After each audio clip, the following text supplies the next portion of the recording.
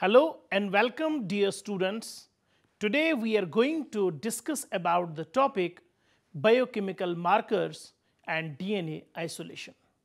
The main objectives of today's lecture are to know the basics of biochemical markers, to understand the utility of biochemical markers in forensics, to discuss about the genomic DNA, to discuss the procedure of DNA isolation, to understand about the method selection for DNA isolation, to understand the detection of DNA, and finally to discuss about the high molecular weight DNA extraction method. Dear students, let's start with the introduction first. The biochemical markers detect the change or variation at the gene level such as amino acids. Biochemical markers can further be classified as allozymes and isozymes. Allozymes can be defined as an allelic form of an enzyme which can be distinguished by electrophoresis. Also, it is an enzyme that are coded by different alleles at the same locus or position. Isozymes can be identified as an enzyme that appear in two or more structural form, but these can be identified and separated from each other by their activities. It is a type of genetic marker.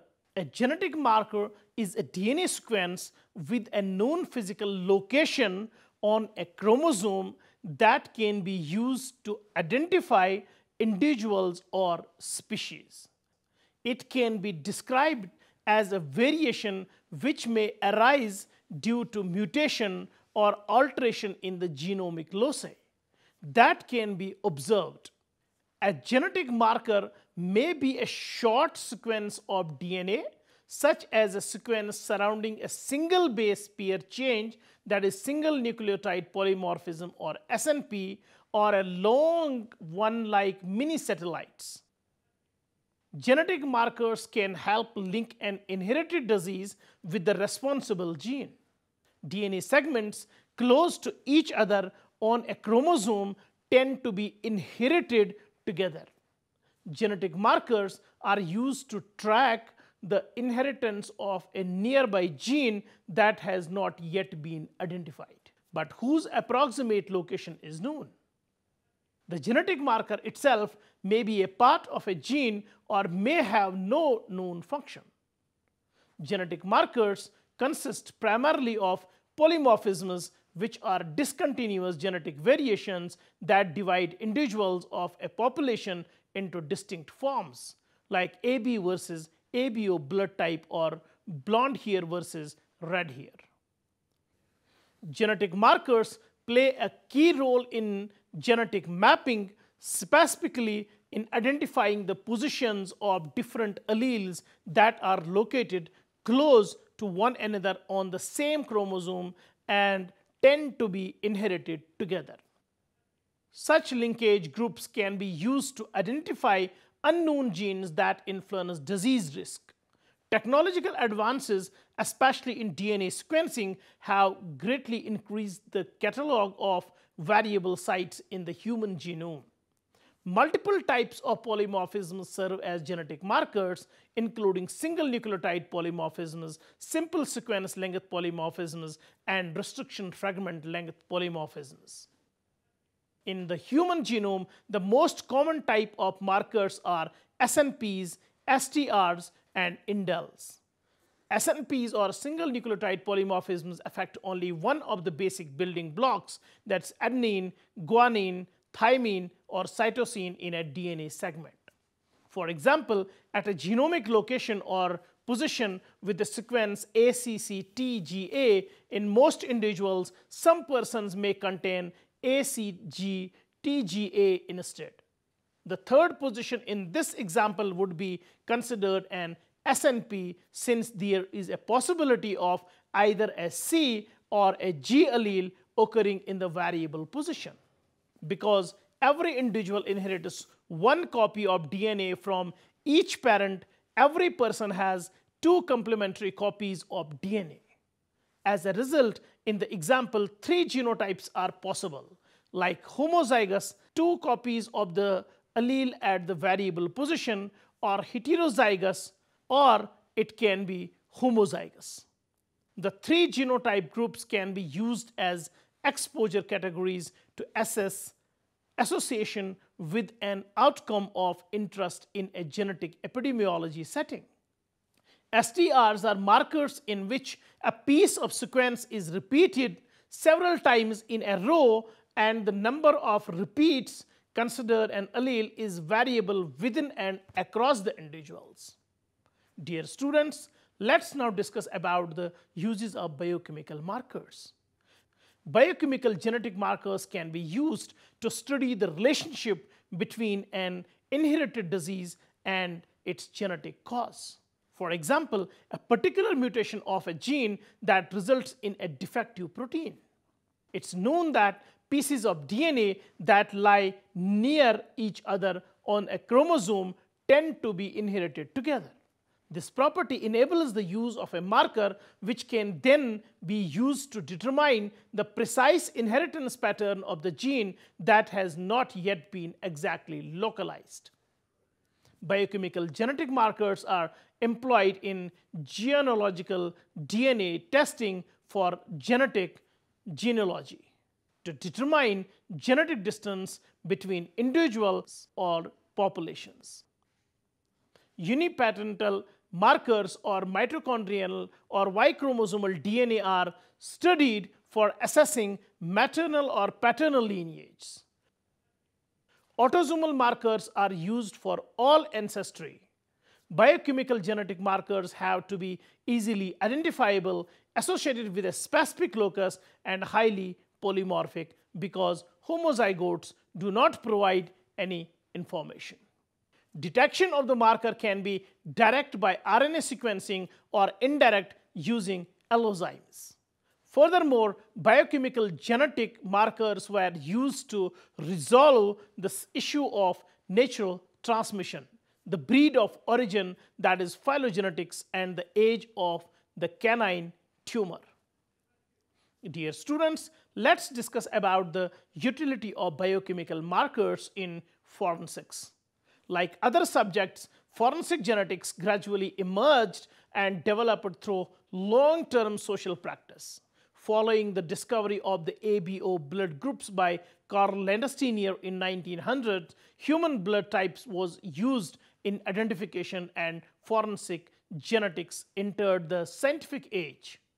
In 1910, the French criminologist Edmond Locard proposed the Locard's exchange principle and stated that every contact leaves a trace, which laid the foundation for modern forensic science. Thomas Hunt Morgan in 1926 proposed a theory of genes which provided the basis for the development of forensic genetics. In 1953, the discovery of the double helical structure of DNA by Watson and Crick enabled the start of forensic genetics research at the molecular level. One of the central aspects of forensic genetics is the use of biochemical genetic markers, which are the easily identifiable phenotypes of genotypes. Biochemical markers generally have features such as strong polymorphisms, codominant expression, and ease of observation and recording. With the development of genetics, the use of biochemical genetic markers has also developed steadily. To date, the development of genetic markers has gone through 4 major stages characterized by the use of morphological markers, cytological markers, biochemical markers, and molecular markers. During the early 1990s, short tandem repeats or STRs were used for the first time as key biochemical markers in human paternity testing. Short tandem repeats or STR typing based on capillary electrophoresis can only reflect differences in length. This provides a new possible method for difficult cases involving complex kinship identification and the resolution of mixtures. Since forensic polymorphic STR loci are limited in number and cannot provide more functional information, this hampers the effectiveness of the application in forensic community. Dear students, let's discuss about the genomic DNA. Genomic DNA or deoxyribonucleic acid is a chromosomal DNA in contrast to extrachromosomal DNA like plasmids. Most organisms have the same genomic DNA in every cell. However, only certain genes are active in each cell to allow for cell function and differentiation within the body. The genome of an organism encoded by the genomic DNA is the biological information of heredity, which is passed from one generation to another generation.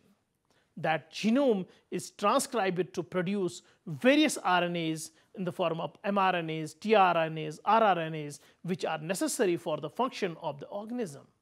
Precursor mRNA or pre-mRNA is transcribed by RNA polymerase. Second, in the nucleus, precursor mRNA is then processed by splicing to remove introns, that is the non-coding regions, leaving the exons, that is the coding regions, in the mature messenger RNA or mRNA.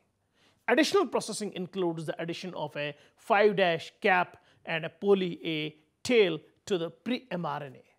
These phenomena are called polyadenylation and capping. The mature mRNA may then be transported to the cytosol and translated by the ribosome into a protein.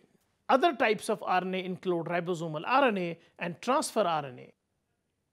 These types are transcribed by RNA polymerase I and RNA polymerase III respectively and are essential for the protein synthesis. This completes the central dogma of biology, where the DNA is transcribed to mRNA, mRNA is transcribed to proteins. However, 5' rRNA is the only rRNA which is transcribed by RNA polymerase III enzyme. Dear students, let's now understand the essence of DNA. DNA is essential for inheritance, coding for proteins, and providing instructions for life and its processes. DNA dictates how a human or animal develops and reproduces and eventually dies. Human cells normally contain 23 pairs of chromosomes for a total of 46 chromosomes in each cell. DNA is responsible for carrying and transmitting hereditary materials or genetic instructions from the parents to the offsprings, in addition to ensuring that all living things pass on their genetic information. DNA is essential for the synthesis of proteins.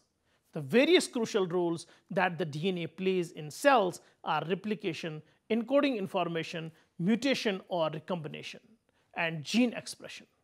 DNA is a long chain of 4 types of nitrogenous bases, that is adenine, guanine, cytosine, and thymine. DNA stores genetic information as a codon and transfers the genetic information into RNA. Moreover, DNA is responsible for carrying and transmitting hereditary material or genetic instructions from parents to the offsprings. Dear students, let's now discuss about DNA isolation. The first isolation of deoxyribonucleic acid was done in 1869 by French Michel. Currently, it is a routine procedure in molecular biology or forensic analysis. For the chemical method, many different kits are used for extraction, and selecting the correct one will save time on kit optimization and extraction procedures. PCR sensitivity detection is considered to show the variation between the commercial kits. DNA extraction is frequently a preliminary step in many diagnostic procedures used to identify environmental viruses and bacteria and diagnose illness and hereditary diseases. These methods consist of, but are not limited to, fluorescence in situ hybridization technique or FISH technique was developed in 1980s. The basic idea is to use a nucleic acid probe to hybridize nuclear DNA from either interphase cells or metaphase chromosomes attached to a microscopic slide. It is a molecular method used, among other things, to recognize and count particular bacterial groupings, to recognize, define, and quantify the geographical and temporal patterns in marine bacterioplankton communities. Researchers employ a technique called terminal restriction fragment length polymorphism, or TRFLP. Dear students, let's know the basic procedure of DNA isolation. First, the cells that are to be studied need to be collected. Breaking the cell membranes open exposes the DNA along with the cytoplasm within, that is the cell lysis. Lipids from the cell membrane and the nucleus are broken down with detergents and surfactants. Breaking down proteins by adding a protease, it is optional step. Breaking down RNA by adding an RNase, that is also an optional step. The solution is treated with a concentrated salt solution, saline, to make debris such as broken proteins, lipids, and RNA clumps together.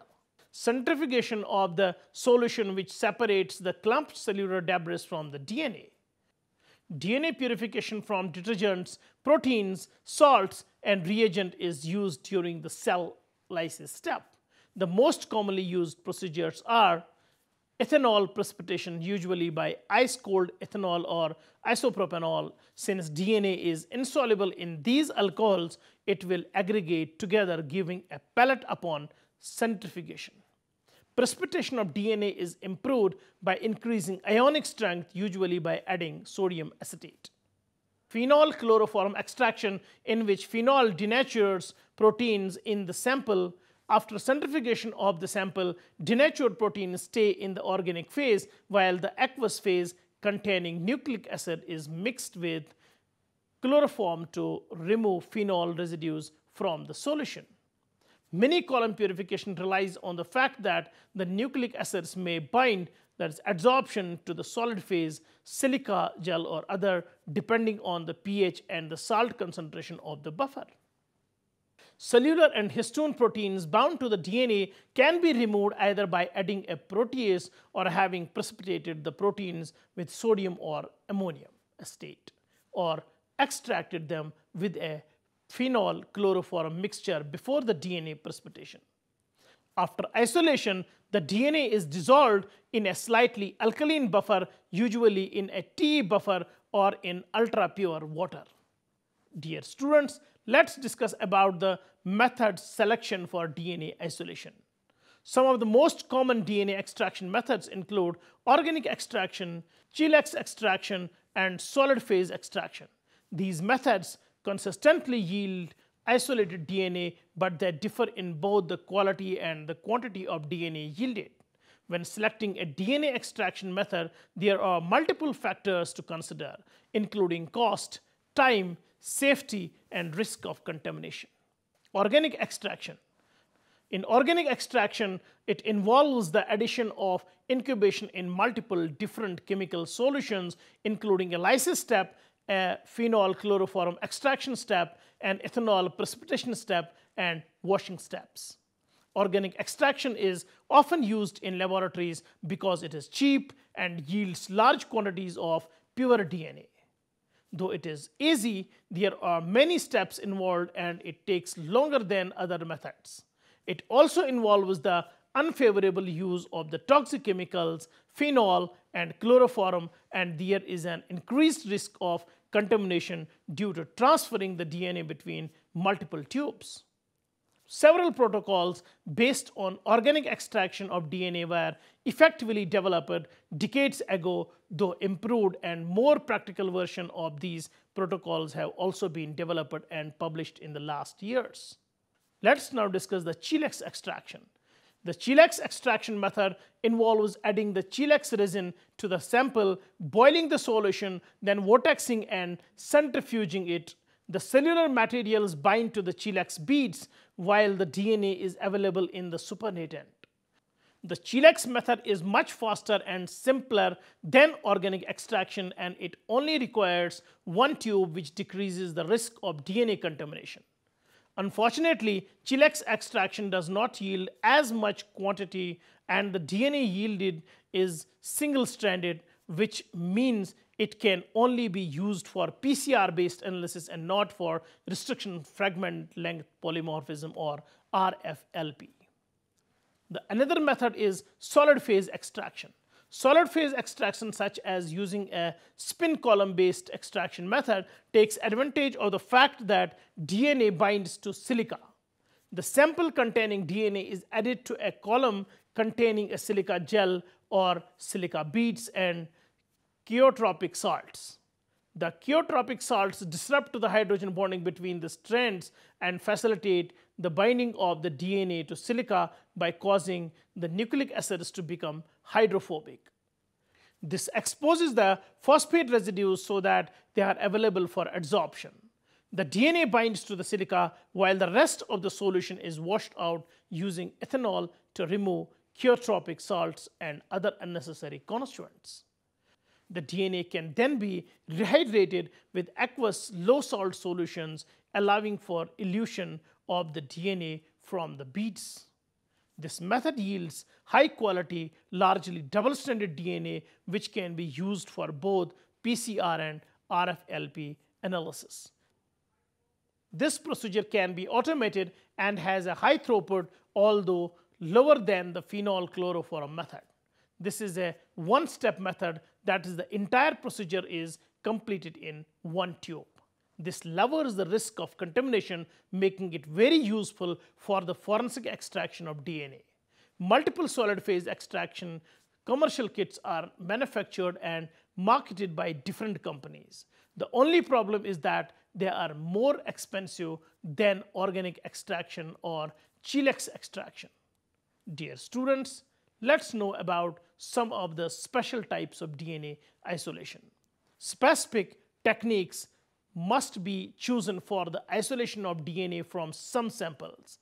Typical samples with complicated DNA isolation are archaeological samples containing partially degraded DNA, samples containing inhibitors of subsequent analysis procedures, most notably inhibitors of PCR such as humic acid from the soil, indigo and other fabric dyes, or hemoglobin in blood. Samples from microorganisms with thick cellular walls, for example the yeast. Samples containing mixed DNA from multiple sources. Extrachromosomal DNA is generally easy to isolate, especially plasmids may be easily isolated by cell lysis followed by precipitation of proteins, which traps chromosomal DNA in insoluble fraction, and after centrifugation plasmid DNA can be purified from soluble fraction. A herd DNA extraction is an isolation of all extrachromosomal DNA in a mammalian cell. The herd extraction process gets rid of the high molecular weight nuclear DNA, leaving only low molecular weight mitochondrial DNA and any viral episome present in the cell. Dear students, let's discuss about the detection of DNA. A diphenylamine DPA indicator will confirm the presence of DNA. This procedure involves chemical hydrolysis of DNA. When heated in acid, the reaction requires a deoxyribose sugar and therefore is specific for DNA.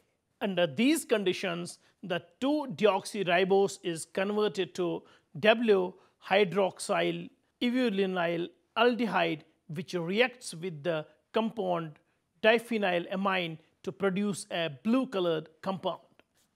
DNA concentration can be determined by measuring the intensity of absorbance of the solution at the 600 nanometer with a spectrophotometer and comparing to a standard curve of known DNA concentrations.